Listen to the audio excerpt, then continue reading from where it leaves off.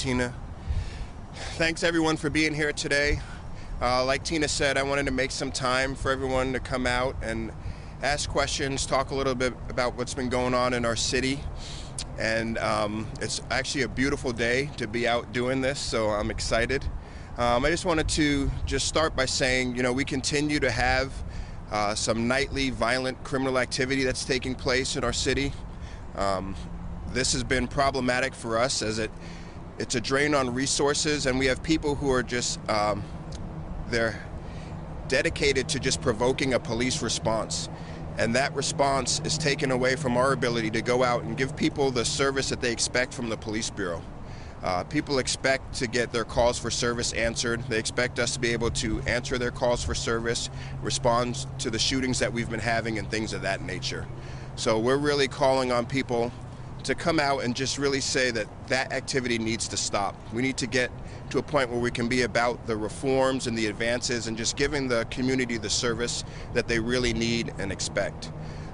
We have a great partnership with OSP. Downtown, they have replaced the federal officers, and we have a long-standing history of working closely with Oregon State Police and training with them. And the downtown activity has actually been pretty promising, so we're really happy for our partnership with Oregon State Police and also Multnomah County Sheriff's Office. And to the officers that have been working, we're pushing almost 70 straight days of protest here in Portland. Officers are tired, and they keep coming back every night because they love this city. They're working hard to keep the city safe, protect people, and give people the right to exercise their free speech, but also protect property from those who are committed to try to destroy it and to try to do things that are disruptive to the functioning of our beautiful city. So with that, I'll open it up for questions, but I just wanted to say thanks everyone for being here, and I'm happy to give all the local media folks some accessibility. Chief, you have retirements happening this month. Some have been scheduled for a while. Yes. Are there officers who are taking early retirement, or some just saying I'm done and giving you notice? What does that look like? We've had, I want to say the latest number I heard was about 46 projected retirements. And those are officers who have done their 25 years and are now ready to retire. But when you look at that number and that core of officers, you've got over 1,000 years of experience leaving the Police Bureau this month. And those are 46 veteran bodies who are able to work in their investigative assignments or on patrol.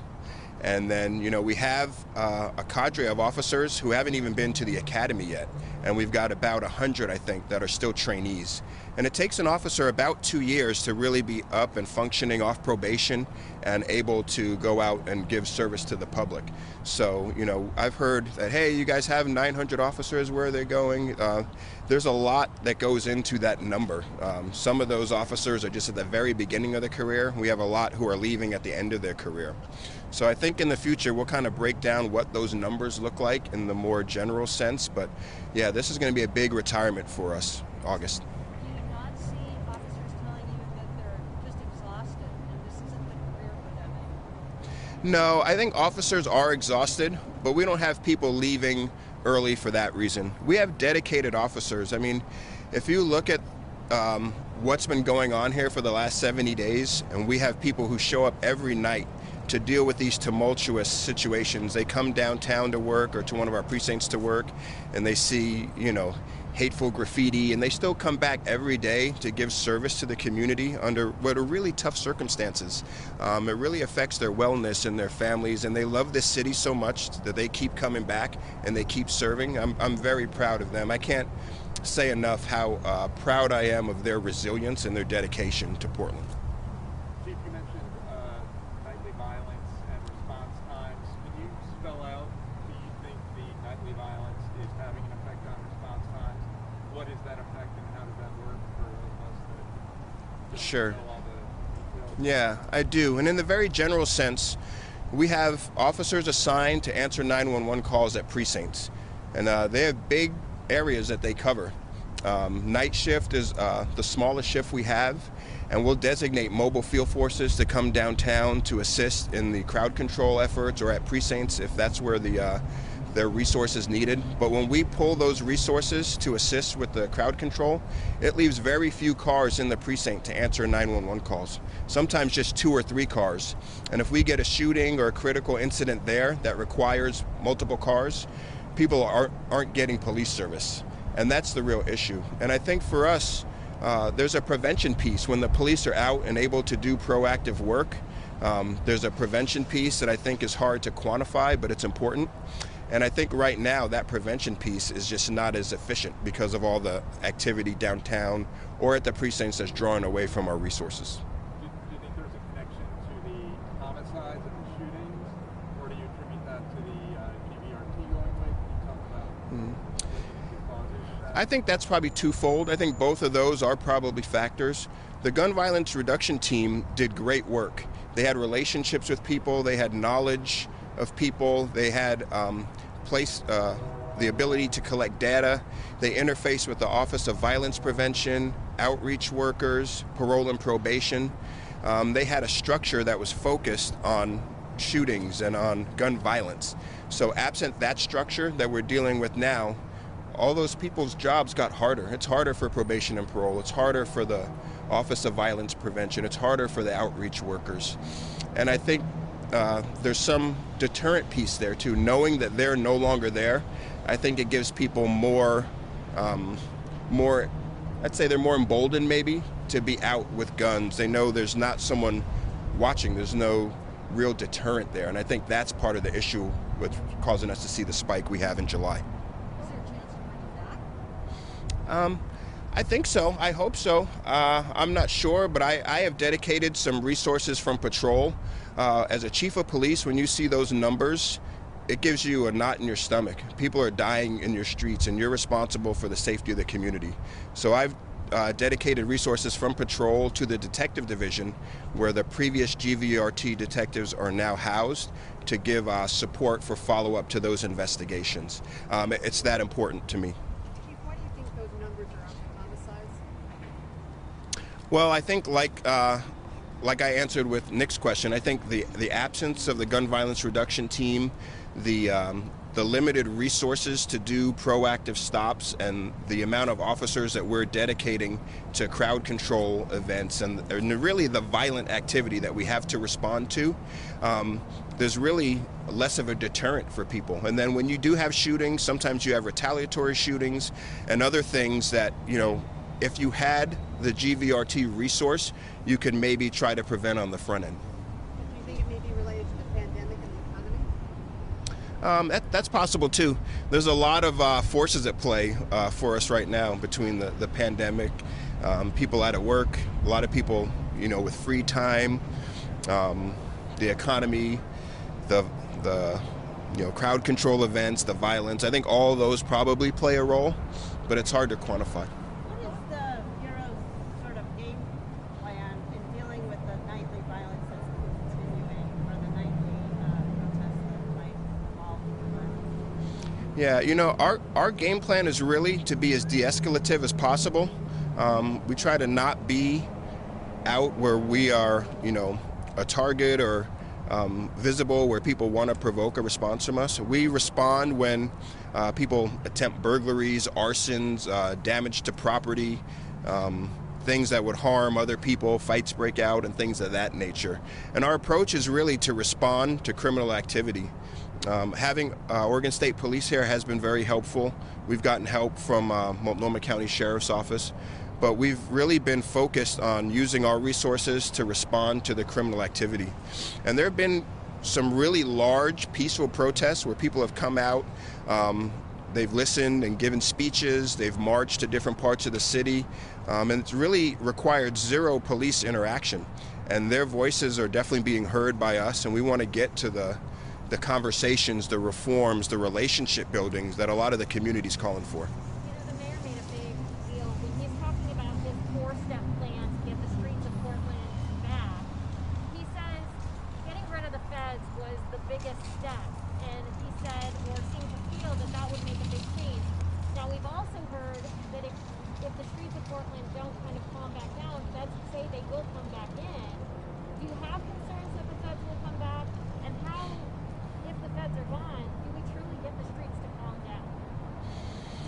Yeah, I think, you know, the switch with OSP has been helpful, especially downtown at the federal building. I mean, we have a fair amount of federal buildings in Portland that have to be protected. For us, I think it's really focusing on how do we protect our infrastructure. Some of the focus has shifted from the downtown federal building to our precincts. Last night we had a bunch of disturbing activity at our Portland Police Association office. So I think it's really our ability to keep Portlanders safe, one, but also to protect our valuable infrastructure as well. And I think having Oregon State Police here is helpful in that, but we have to figure out a way where we can secure those structures adequately and also at some point really allow the federal government to leave and our local assets to be able to maintain that. Now, the mayor and other federal officials have said it really lies on the shoulders of Portlanders. Mm-hmm.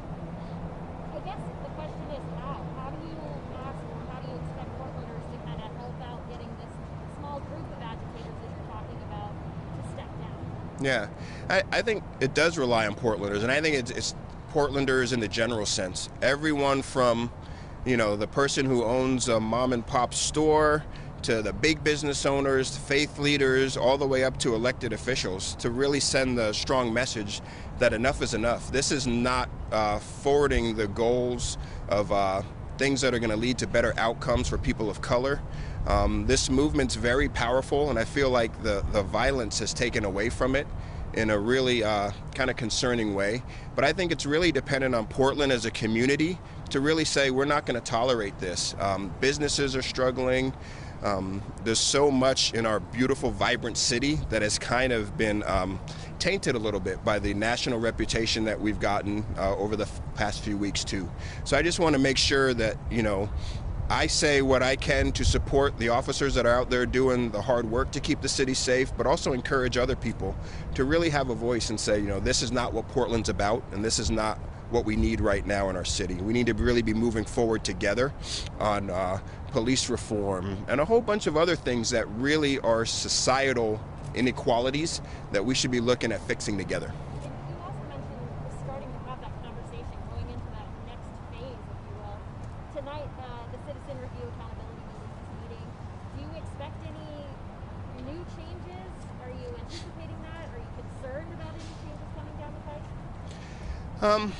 I'm always, you know, anticipating some changes. In this business, change is a constant. It's the one thing you can count on. But I'm really looking forward to having conversations with them. I've met with them and also PSEP and a whole bunch of other community groups. I want to do more of that. I want to hear, build relationships as we do start putting together reforms. It's in part, I think, for me, my internal vision, but also combined with what the community's saying they need and want. And it's about coming together, finding, you know, that right mix of things that's going to make it better for the police bureau and the community. So Chief, go ahead. With the absence of the gun violence reduction team. Can you speak up a little bit? Sorry, it's so hard with the face mask.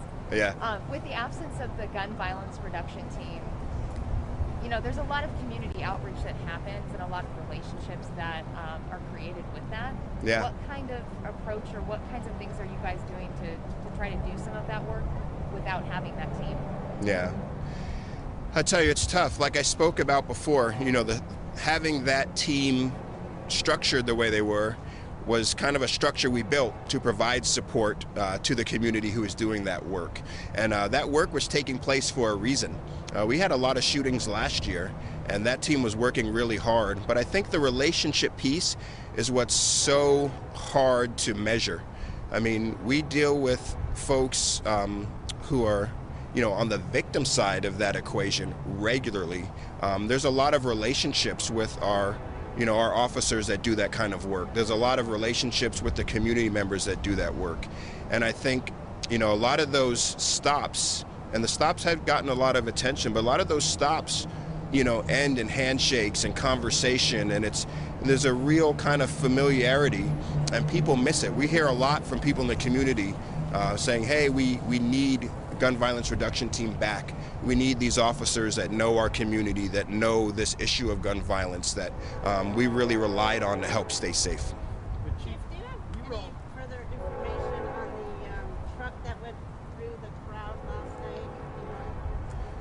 I don't have anything further. I know that the driver was contacted and interviewed at detectives. I don't think any charges have been. There have been no charges in that case currently, although it's possible there could be some to follow. But that's all I know about it at this point. So I was going to ask, sort of the narrative was, well, the gun violence reduction team had to go away because it, intentionally or not, was racist. It was profiling people that were black. And it sounds like, well, do you disagree with that? I disagree with that, yes. Yeah, I mean, the stops data, the numbers are the numbers, but I think if you look at major cities that do that type of work, the numbers are similar. I mean, it's a hard thing to quantify because if you look at the victim side of that, you'll notice, black people are overrepresented heavily on the victim side too. So when you're doing work, that type of work in the community, it's so hard because you are trying to respond to a societal issue in many ways. And when you do it and you have those numbers, people label you racist. And it's like, that's not the case. Those officers that do that work, I can tell you, are the most caring people. They get up, leave their house in the middle of the night, go out and investigate these shootings. And they do it because they care about these families. They don't want to see another family the next night standing in the street with their loved one laying there. So I would definitely disagree with that, and it's tough. When you do that work, those are kind of the numbers you have, and it's the case in a lot of major cities. Yeah, we have actually some numbers too that Tina can share also. I know you've been here a long time. I've been here 30 years. I've never experienced a summer like this with the protests, and especially with the violence. What do you think's going on, and why can't you just arrest a bunch of people and make it stop? Yeah, well, you have me beat because I've been here. I've been in Portland almost 20 years and with the police bureau just over 18. But I've never seen a summer like this. I mean, when I stepped into this role less than 2 months ago, it was, the pandemic. It was really kind of the start of the George Floyd protests. Huge budget cuts were coming. And at the time, it was like, this job is going to be hard. And then you throw in, the national press that we've gotten, and then now the shootings, and it's very hard. But I think arresting people is a tactic that we use, but we've arrested over 400 people, I think, since these demonstrations have started. One, people don't stay in jail very long when they get arrested. And two, the arrests have to be a deterrent kind of in the near term. A lot of these cases aren't going to trial anytime soon also. This is not a situation where you can arrest your way out of it, I don't think. We're 70 days into it and we still have, violence taking place almost on a nightly basis. So I think it's really going to be a community-led effort where people just say enough is enough and we're tired of it, and we get the violent actors to stop coming out because they feel like, this is not going to be tolerated by the community. You said that you've talked to community members and you had that opportunity. Has anything come out of that surprised you, that maybe you hadn't thought of, that maybe you just walked away, still thinking about that one thing that they said that you'd be willing to share with us? Yeah, I think the overarching thing is a lot of people, the defund, abolish police movement had gotten a fair amount of attention. A lot of the people I talk to, the vast majority, are like, no, we need police. We need good, fair, just policing. And they feel like, the ability to have that is there. And I think for me, I feel like the things I want to do to bring the police bureau and the community closer together, they need investment, not divestment. I mean, a lot of these things are relationship things, and relationships take time. We can't form a relationship with anyone if we don't spend time together. But in order to have that time, we have to have adequate staffing. We have to have the ability for officers to go out, contact people, and spend time with them in situations that aren't, immediate emergency critical situations. And you look at the loss of things like the Youth Services Division and Gun Violence Reduction Team. Those were two of the units that we had that had some of the best relationships with people, and YSD in particular, young people. So I mean, for me, I was really taken aback by the fact that the community is like, no, we need you. We just want to make sure that you're giving us good, just policing. And for me, I feel like it's incumbent on me to have a police bureau that knows that the expectation is that they're here to care about the community first and foremost, and then to have things in place that when people do things that are outside our directives, policies, and values, to catch it, and then have mechanisms to hold people in place. And I think that's, you know, kind of the accountability piece that goes along with community trust. Do you think you're in a unique position? I mean, you've been here in Portland 20 years, you're a black man, and you're in the police bureau. Does that put you in a unique spot to help this community? I think so. I mean, I love this community. I've spent the vast majority of my career connected to inner Northeast Portland and the black community. I think it gives me a perspective as a black person where I can say, you know what, there are things about our system that need to change. You look at the numbers and you think, yeah, there are disparities there. What can I do, you know, from my perspective and with my experience to bring the police bureau along to kind of fix or help in some of those areas. But I think for me, for sure, being a black police chief at this time in our nation, in our city, gives me a definite unique perspective. But I think in order to really make change, you have to have the ability to connect internally and externally also. And I think that's really important. What was your reaction to the reaction of your op-ed piece? The local reaction from faith leaders wasn't that great. What do you say? You know, I just wanted to kind of just speak in my voice a little bit. Portland had gotten a lot of national attention, and I felt like in a way there was probably a need for someone to just, you know, talk about what's been really happening in Portland. And I wanted to take that opportunity to talk about, you know, the nightly violent piece, but also the peaceful piece, and really just represent our city in a fair manner from a police chief's point of view. And at the end, I really wanted to be hopeful and just say, you know, Portland's a great city. We have great people. It's a vibrant city. We want it to return to that. The reputation that we were starting to get nationally was kind of troubling. Are you surprised at how they reacted? How local people reacted to that? Yes and no. I mean, whenever you give your opinion, I guess you can expect a wide array of, you know, responses. So, I mean, people are entitled to their opinion, and I'm entitled to mine, and I just wanted to share it. Chief, with the gun violence reduction team members, the former members of that group, are they responding, though, individually to shootings based on where they're located? No, the officers have actually gone back to patrol. So they have now a patrol assignment. And it's very difficult for me as a police chief to tell officers, hey, we're disbanding a unit. You're going to go back to patrol, but I still want you to be responsive to this whole other body of work. I mean, that's very difficult. I think you have to have a dedicated resource that is focused on, you know, this is the most violent and probably the most serious crimes that we have in our city are homicides and shootings. So I don't think it's fair to ask them to do double duty in that respect. But, you know, I do want to put the resources I can to this because I do, like I said, think it's that important. Have you shared your concerns with city commissioners and mayor about the cuts to these units that you feel are significant and important to the mission of the bureau? Yeah, I think the mayor and we talk, you know, fairly regularly. We talk about these sorts of things. You know, some of these decisions are outside of my control. I just try to focus on the resources I have and what I can dedicate to public safety. I feel like public safety is, you know, paramount. People in our community need to live, work, raise their families, play in a safe environment.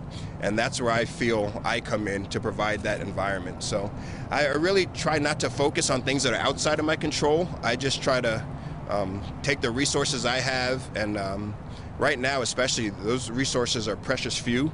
Try to keep my officers motivated, try to keep my detectives motivated to investigate crimes and do their piece of the criminal justice puzzle. We're going to take one last question from Nick and then I'll provide it. Okay. Chief, you mentioned early on that you think people are intentionally trying to provoke these nightly clashes.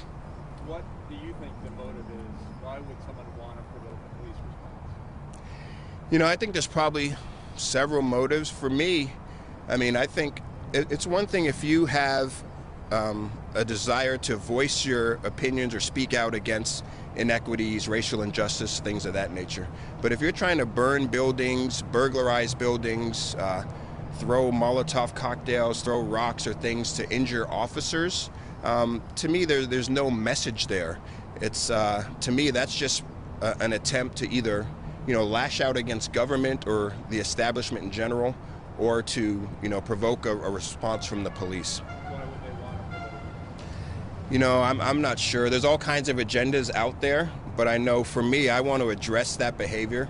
I think we have to have a line as law enforcement and public safety that we're going to respond to criminal activity. We're going to keep Portlanders safe. We're going to protect life and property. I'm going to provide some updates. Thank you. Okay. Thank you all. Thank you. Yep.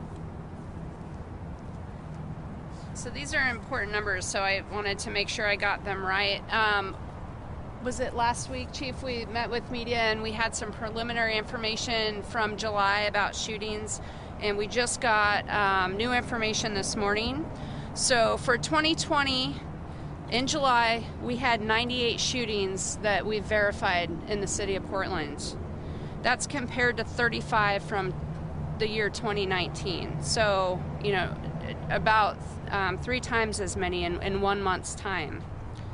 38 people were shot in the month of July, and of those 38, 34 were males.